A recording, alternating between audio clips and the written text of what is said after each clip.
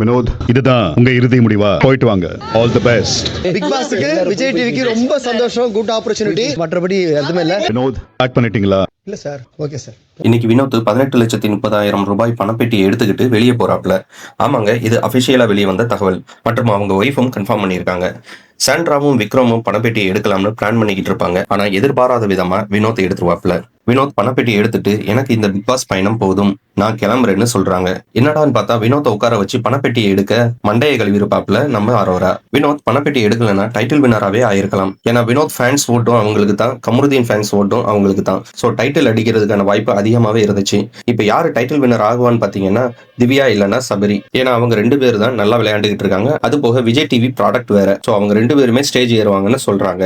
நீங்க என்ன நினைக்கிறீங்க வினோத் பணப்பெட்டி எடுத்ததை பத்தி அப்படிங்கிற கருத்தை கமெண்ட் பாக்ஸ்ல கமெண்ட் பண்ணுங்க. மறந்துடாம லைக், சப்ஸ்கிரைப் பண்ணிக்கோங்க.